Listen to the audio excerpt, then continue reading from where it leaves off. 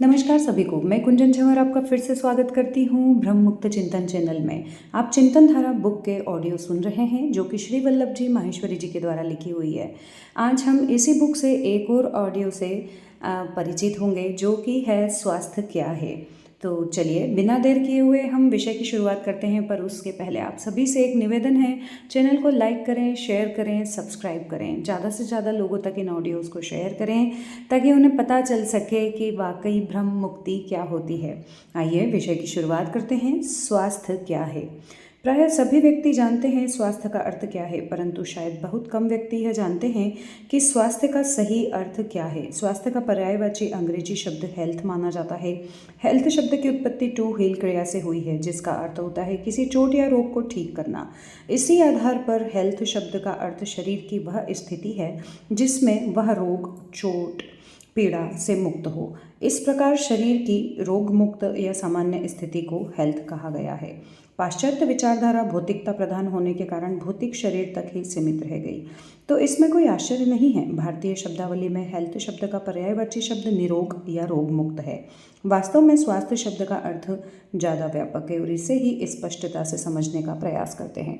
स्वास्थ्य शब्द स्वस्थ से बना है। स्वस्थ शब्द दो शब्दों स्व, धन, स्थ से मिलकर बना है। स्व का अर्थ है अपना, स्थ शब्द का अर्थ स्थित होना या स्थापित होना। इस प्रकार स्वस्थ शब्द का भावार्थ हुआ अपने आप में स्थित होना या अपने आप में स्थापित हो जाना।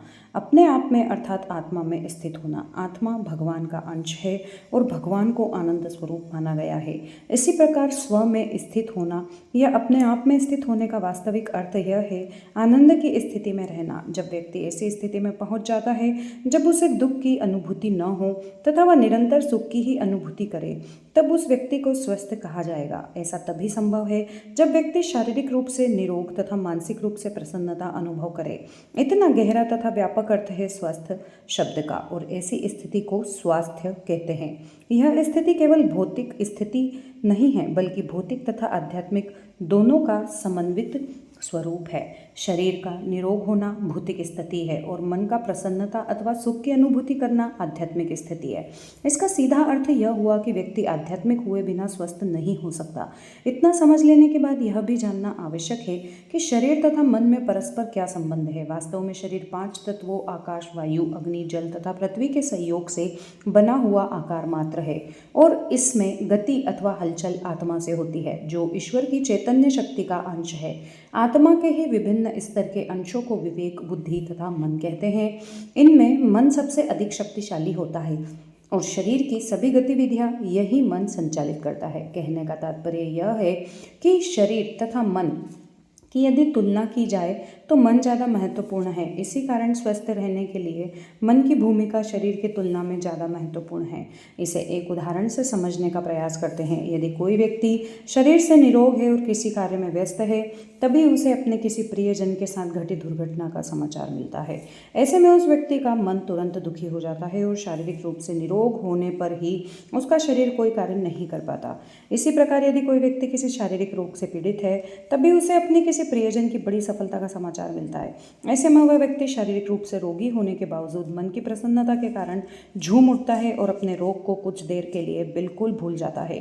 मन की इसी प्रबलता के कारण स्वस्थ रहने के लिए शरीर की अपेक्षा मन का बहुत ज़्यादा महत्व है।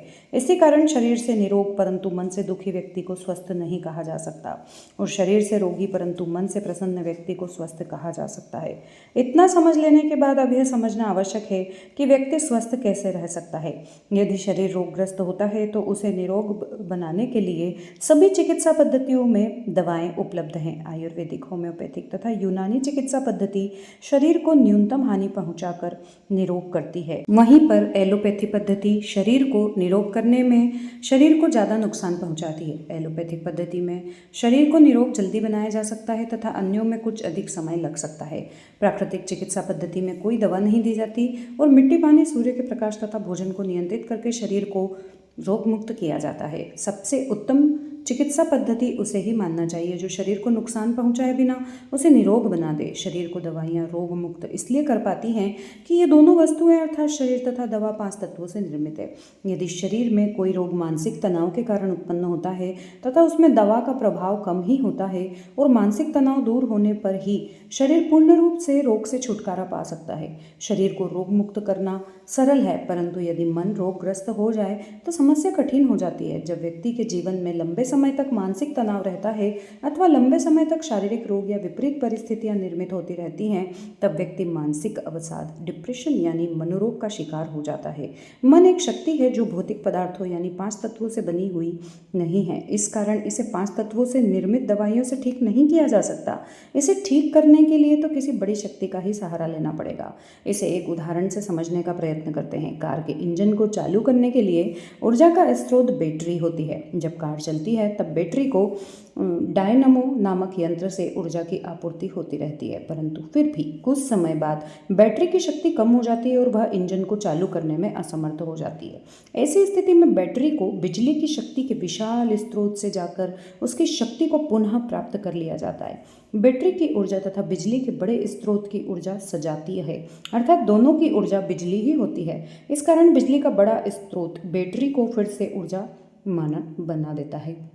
अन्य प्रकार की ऊर्जा जैसे ताप ऊर्जा बैटरी को शक्ति प्रदान नहीं कर सकती, क्योंकि बैटरी की ऊर्जा व ताप ऊर्जा सजातीय नहीं है। इसी प्रकार जीवन की कठिनाइयों का सामना करते करते जब मन की शक्ति कमजोर हो जाती है तब व्यक्ति मानसिक अवसाद का शिकार हो जाता है। तब मन को फिर से ऊर्जावान व शक्तिशाली बनाने के लिए मन की सजातीय ऊर्जा के बड़े स्रोत की आवश्यकता होती है। मन की सजातीय ऊर्जा ईश्वर है, क्योंकि मन स्वयं आत्मा रूपी ऊर्जा का ही अंश है और आत्मा ईश्वर का अंश है। रामचरितमानस में कहा गया है, ईश्वर अंश जीव अविनाशी, चेतन अमल सहज सुख शासी। इसका अर्थ यही हुआ है कि मानसिक अवसाद को ठीक करने के लिए ईश्वरीय ऊर्जा ही एकमात्र सहारा है। यह सहारा प्राप्त करने के लिए आत्मा को जानने समझने के माध्यम से जुड़ना आवश्यक है, अर्थात आध्यात्म का मार्ग ही व्यक्ति को ईश्वरीय ऊर्जा से जोड़कर मानसिक अवसाद से छुटकारा दिला सकता है। मानसिक अवसाद का कारण मन की ऊर्जा का स्तर घट जाना है और इसे ठीक करने के लिए मन की ऊर्जा का स्तर बढ़ाना ही एकमात्र विकल्प है। ऐसा करने के लिए मन को ऊर्जा के असीमित स्रोत ईश्वर से जोड़ना आवश्यक है।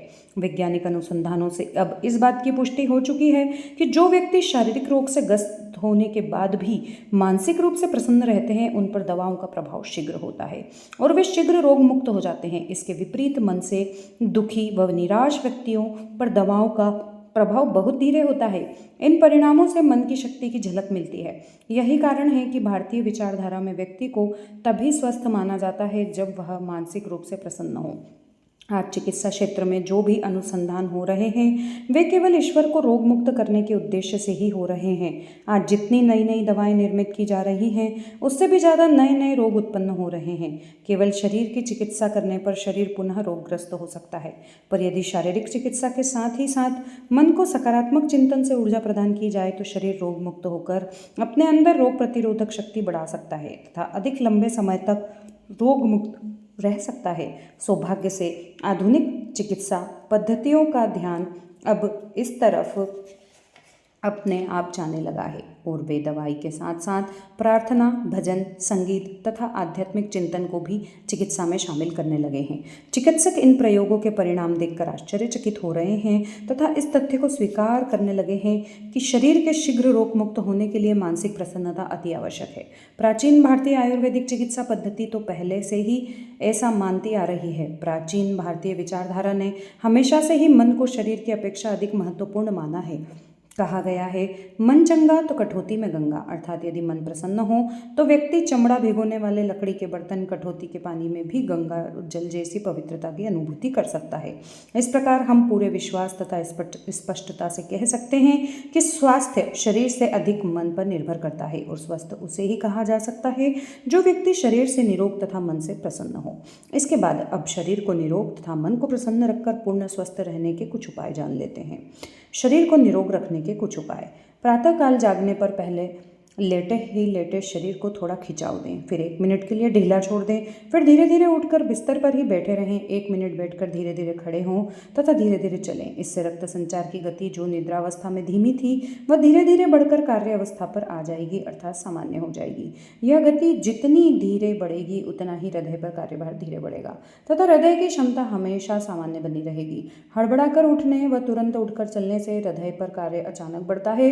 बार बार ऐसा होते रहने से हृदय की कार्य क्षमता घट जाती है। उठने के बाद मुंह कुल्ला करके अपनी क्षमता अनुसार 2 से 4 ग्लास पानी धीरे धीरे पिएं और घर में थोड़ा टहल कर शौच क्रिया करें। इससे पेट ठीक से साफ होगा। फिर मंजन या ब्रश करें जिससे मसूड़ों की अच्छी मालिश तथा दांतों की अच्छी सफाई हो सके। स्नान करते समय पूरे शरीर को हाथ से अच्छी तरह रगड़ कर साफ कर लें। स्नान करते समय पूरे शरीर को हाथ से अच्छी तरह रगड़ कर साफ करें। इससे शरीर की सफाई के साथ साथ पूरे शरीर में रक्त संचार बढ़ेगा। साबुन का प्रयोग सप्ताह में 2 बार ही काफ़ी है। शरीर से एक प्राकृतिक तेल निकलता है जो त्वचा की चिकनाई, नमी तथा चमक बनाए रखकर त्वचा की रक्षा करता है। साबुन के नियमित प्रयोग से यह तेल त्वचा पर नहीं रह पाता तथा त्वचा रूखी पड़ सकती है। हाथ से अच्छी तरह रगड़कर स्नान करने से ही शरीर का मैल साफ हो जाता है, तेल की रक्षा होती है, रोमकूप खुल जाते हैं तथा रक्त संचार बढ़ जाता है। इन सबसे त्वचा स्वस्थ व चमकदार रहती है। स्नान के बाद पूरे शरीर की त्वचा को सूखे व साफ तौलिए से अच्छी तरह सुखा लें, क्योंकि गीली त्वचा पर नमी तथा ताप के कारण कीटाणु उत्पन्न हो सकते हैं तथा खुजली हो सकती है। स्नान के बाद बालों में तथा चेहरे पर तेल लगाकर अच्छी तरह से मालिश करें। सिर की मालिश से तेल बालों की जड़ों तक पहुंचकर उन्हें पोषण देता है तथा सिर में रक्त संचार बढ़ाने से बाल काले, घने व मजबूत बने रहते हैं। चेहरे की मालिश से चेहरे पर नमी तथा चिकनाई बनी रहती है तथा रक्त संचार बढ़ने से चेहरे की त्वचा स्वस्थ रहती है तथा झुर्रियाँ जल्दी नहीं पड़ती। कपड़ों को डिटर्जेंट से न धोकर साबुन से धोएं। डिटर्जेंट से धोने पर ज़्यादा पानी खर्च होने के बावजूद डिटर्जेंट कपड़ों से पूरी तरह नहीं निकलता। कपड़ों में छूटा हुआ डिटर्जेंट अपने रसायनों द्वारा त्वचा रोग उत्पन्न कर सकता है। महिलाओं तथा बच्चों की त्वचा कोमल होने के कारण रसायन इनके लिए काफ़ी हानिकारक हो सकते हैं। नाश्ता तथा भोजन खूब चबा चबा कर तथा प्रसन्न मन से करना चाहिए। जो भी भोजन प्राप्त हो उसे भगवान का प्रसाद मानकर ग्रहण करें। जल्दी जल्दी खाएं नहीं खाना चाहिए। अशांत मन से भोजन करने से उसका पाचन ठीक प्रकार से नहीं हो पाता। यथासंभव उठने, सोने, खाने आदि का कार्य निश्चित समय पर करें। यह नियमित व्यवहार स्वास्थ्य के लिए अत्यंत लाभदायक है। दिन भर में 12 से 16 ग्लास पानी पीने से पाचन अच्छा होता है। शरीर के भीतर की सफाई ठीक प्रकार से होती है तथा किडनी पर अनुकूल प्रभाव पड़ता है। रात्रि का भोजन शयन से 2 घंटे पूर्व कर लेने से पाचन ठीक होता है तथा नींद अच्छी आती है। भोजन भूख से थोड़ा कम करना उचित होता है। शीतल पेय, चॉकलेट, तले पदार्थ तथा चिकनाइयाँ, मिठाइयाँ न्यूनतम मात्रा में लेने से शरीर मोटापे की समस्या से बचा रहता है। प्रतिदिन 1 गिलास त्रिफला पानी पीने से पाचन क्रिया ठीक रहती है, नेत्र ज्योति बढ़ती है, रोग प्रतिरोधक शक्ति बढ़ती है तथा विटामिन सी की पूर्ति होती रहती है, जिससे बुढ़ापा आने की प्रक्रिया कुछ धीमी हो जाती है तथा बाल काले बने रहते हैं।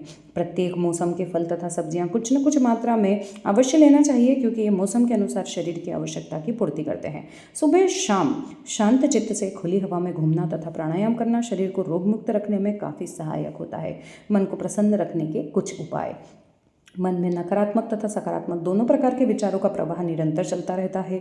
नकारात्मक विचारों का हमेशा त्याग करने तथा सकारात्मक विचारों को ग्रहण करते रहने से धीरे धीरे मन नियंत्रित होने लगता है तथा प्रसन्नता की ओर बढ़ने लगता है। जब कभी किसी घटना से मन उत्तेजित हो जाता है तो उसे शीघ्र ही शांत करने का प्रयत्न होना चाहिए, क्योंकि निरंतर अधिक समय तक तनावग्रस्त मन अवसाद का शिकार हो सकता है। सकारात्मक चिंतन से मन तनाव रहित रहता है और शरीर भी कई जटिल रोगों से बच सकता है। अपनी सफलता का श्रेय लेना तथा असफलता का दोष अन्यों को देना नकारात्मक चिंतन है। दोनों स्थितियों को अपने ही कर्मों का फल मानकर स्वीकार करना तथा ईश्वर पर विश्वास रखकर अपने कर्तव्य करते जाना सकारात्मक चिंतन है। इससे मन शांत रहता है। किसी की निंदा तथा आत्म प्रशंसा से हमेशा बचना चाहिए, क्योंकि इससे अहंकार बढ़ता है और मन में विकार आते हैं। पुरानी दुखद घटनाओं को याद करके दुखी होना उचित नहीं, क्योंकि बीते हुए को परिवर्तित नहीं किया जा सकता। बीती ताहि विसार दे, आगे की सुधि ले। यही विचार मन को दुखी होने से बचाकर प्रसन्न रख सकते हैं। अधिक धन तथा सुविधाओं की कामना मन को कभी प्रसन्न नहीं रख सकती। सद्ग्रंथों का अध्ययन, सत्संग तथा अपना कर्तव्य पालन मन को शांत तथा प्रसन्न रखने में सहायक होते हैं। भविष्य की या मृत्यु की अत्यधिक चिंता या इनका भय मन को अशांत तथा दुखी कर देता है। इससे बचना ही श्रेयस्कर है।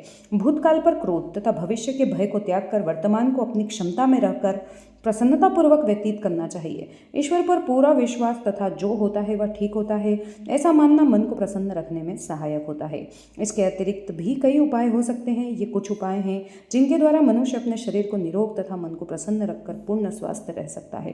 प्रत्येक व्यक्ति को यह बात हमेशा याद रखनी चाहिए कि स्वस्थ रहने के लिए शरीर से ज़्यादा ध्यान मन पर दिया जाना चाहिए। स्वस्थ रहने का मूल मंत्र यही है। शरीर का रोगग्रस्त होना पीड़ादायक हो सकता है, परंतु मन का रोगी होना विनाशकारी होता है। अतएव प्रत्येक परिस्थिति में प्रसन्न रहने का प्रयत्न किया जाना परम आवश्यक है। यही स्वास्थ्य है। यहाँ पर मैं अपनी वाणी को विराम देती हूँ। यहाँ यह विषय समाप्त होता है। आप लोगों से ये उम्मीद करती हूँ, निवेदन करती हूँ कि इस विषय को सुनने के बाद आपके मन में जो भी विचार आए हों आप मुझे कमेंट के द्वारा ज़रूर बताएं। चैनल पर कमेंट करने का प्रयास किया करें। ऑडियो सुनने के बाद आपके मन में कुछ तो विचार आते होंगे। आप इन ऑडियो से सहमत होते हैं, असहमत होते हैं, जो भी विचार आपके मन में आते हैं कमेंट के द्वारा ज़रूर बताया करें। चैनल को लाइक भी किया करें ऑडियो सुनने के बाद। और फिर से वही निवेदन, चैनल को लाइक करें, शेयर करें एंड सब्सक्राइब करें। तो अगले ऑडियो में आप सभी से फिर से मुलाकात होगी। तब तक के लिए नमस्कार।